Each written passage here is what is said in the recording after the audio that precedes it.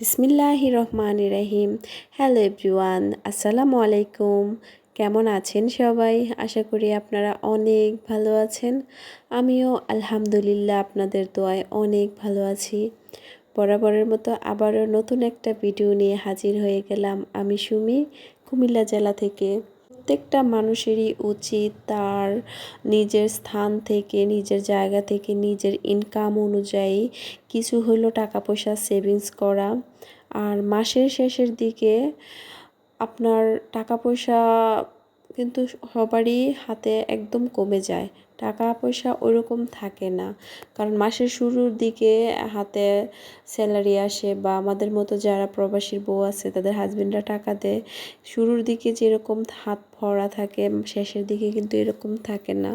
তো আমি যেভাবে যে টেকনিকে মাসের শেষের দিকে আমার সংসারটা পরিচালনা করি বা চালিয়ে নেই, সেগুলোই আজকে আপনাদের মাঝে শেয়ার করব। আর এই যে এত সুন্দর একটা বিলের সাইডে এসে বসে আছি, এই জায়গাটা আমার না খুবই পছন্দ। আর আজকে সকালবেলা আমরা দুজন হাঁটতে বের হয়েছি।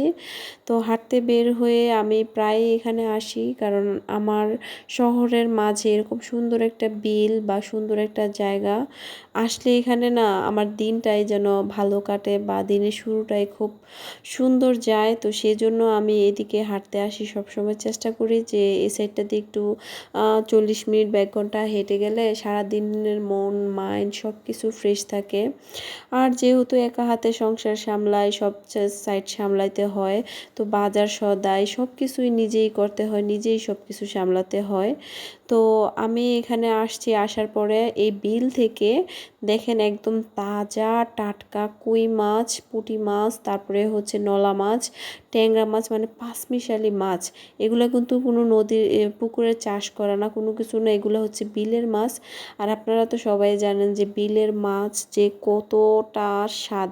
আর এই মাছগুলা আমি মাত্র 400 টাকা দিয়ে কিনেছি। এখানে প্রায় 1.5 কেজির মতো মাছ ছিল। আর মাছগুলো একদম টাটকা, আমাদের চোখের সামনে মাছগুলা উঠাইছে, একদম লাফাচ্ছিল। তো এই জন্য মাছগুলা কিনে নিয়ে এসেছি। আর হচ্ছে আসার সময় লাউ শাক নিয়ে এসেছি 1 মোটা 20 টাকা দিয়ে। আর অনেক দিন পরে আমি আজকে বাসায় লাউ শাক এনেছি। আর এখন যেহেতু শীতের মৌসুম আসা শুরু হয়েছে, এখন তো লাউ শাক, লাউ, তারপরে হচ্ছে মূলা শাক, নানান রকমের শাক পাওয়া যাবে বাজারে। তো আজকে আমি লাউ শাক ভাজি করব। আমার হঠাৎ করে লাউ শাক ভাজি খেতে মন চাইছে। আর যেহেতু নর্মাল ডায়েটে আছি এখন, আমার একটু শাকসবজিটা বেশি খেতে হয়। আর অনেকেই আমাকে মনে মনে হয়তো বা বলেন, বা অনেকে কমেন্ট করছেন যে আপু আপনি কি সারা বছরই কি ডায়েট করেন কি না? না আপু, আমি সারা বছর ডায়েট করি না, আমি একটা গ্যাপ দিয়ে দিয়ে ডায়েট করি। আর নর্মাল ডায়েটে আমি থাকার চেষ্টা করি, কারণ হচ্ছে আমার থাইরয়েডের সমস্যা আছে। তো হাইপোথাইরয়েড যাদের আছে তারা নর্মাল ডায়েট ফলো করতে হয়, নয়তো বা তাদের অসুস্থ হয়ে যেতে হয়, ওজন দ্রুত বেড়ে যায়। আমার যে হাইপোথাইরয়েডের সমস্যা, আমি হাওয়া খেলেও ওজন বাড়ে, মানে পানি খেলেও ওজন বাড়ে, এরকম একটা অবস্থা। তো সেই জন্য আমি চিনি জাতীয় খাবার, তারপরে হচ্ছে প্রসেস ফুড, জাঙ্ক ফুড, তারপরে হচ্ছে গিয়ে তেলের যে ভাজা পোড়াগুলো আছে, এভরিথিং, মানে এগুলো আমি খুব কম খাওয়ার চেষ্টা করি। হেলদি জিনিস খেয়ে, মানে খেয়ে দিন কাটিয়ে যদি আমি সুস্থ থাকতে পারি, তাহলে তো আমি ডাক্তারের পয়সা দেওয়ার চাইতে আমি হেলদি জিনিস কিনে খাবো, এটা আমার জন্য ভালো না? তো আজকে সকালে নাস্তাগুলো তো আমি আপনাদেরকে দেখিয়ে দিলাম। আর এখন চলে আসছি আমি কাটাকুটি করার জন্য।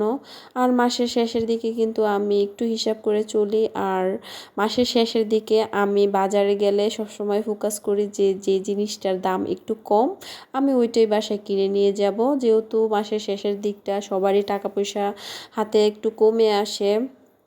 আমাদের মতো যারা সংসার সামলান তারা তো চতুর্দিকে সামলাতে হয়, কোনো মাসে দাওয়াত পড়ে, কোনো মাসে একটা জিনিস নষ্ট হয়ে যায়, বা হচ্ছে কাপড় চোপড়, কসমেটিক্স, অনেকে এক্সট্রা যখন খরচ হয়ে যায় তখন মাসটা চালাতে অনেকটা ঝামেলা হয়ে যায়। তো আপনি যদি একটু টেকনিক আর বুদ্ধি খাটিয়ে চালাতে পারেন, তাহলে আপনার কোনো কষ্ট হবে না, ঝামেলা হবে না, একদম বিন্দাস হচ্ছে মাসটা আপনি সুন্দর মতো চালাতে পারবেন। তো আজকে মাসের 25 তারিখ, তো আর মাস শেষ হতে 5 দিন। এই 5 দিন আমি কিভাবে আমার সংসারটা চালাবো সেটাই আপনাদের সাথে শেয়ার করব। তো হচ্ছে এখানে আমার বাসায় টমেটো ছিল 2টা, তবে 2টা টমেটো কেটে নিয়েছি, আর এখানে পেঁয়াজ কুচি করে নিয়েছি, আর হচ্ছে এখানে বেশি করে কাঁচামরিচ, রসুন, ধনিয়া পাতা, এগুলা হচ্ছে আমি লাউ শাক ভাজি করব বিদায় সেজন্য। আর এই যে দেখেন আমি মাছ ভাজা হয়ে গেছে। মাছগুলা আমি 4টা মাছের টুকরা নিয়েছি। আমরা 3জন মানুষ, দুপুরে 3টা খেয়ে নেব। আর রাতে যেহেতু আমি ভাত খাই না, আমার ছেলে শুধু খায়, তো ছেলের জন্য রাতে একটা মাছের টুকরা।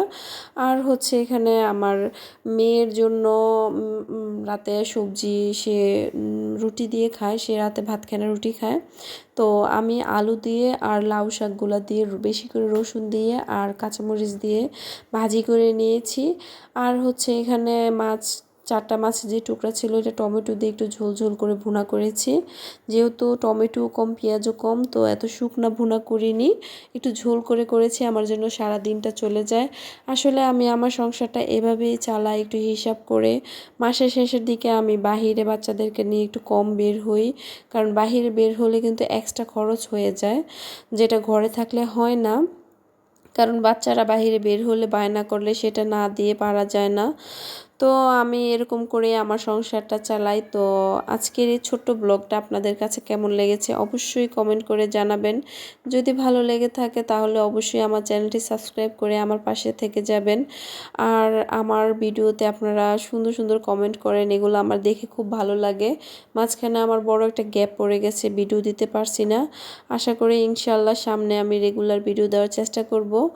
এখন হয়তো বা মাঝে মাঝে একটু গ্যাপ যেতে পারে, কারণ আমার মোবাইলটা এখন আমার হাতে আসেনি। আসলে ঠিকঠাক মতো ভিডিও দেব। তো সবাই ভালো থাকবে, সুস্থ থাকবেন। আল্লাহ হাফেজ।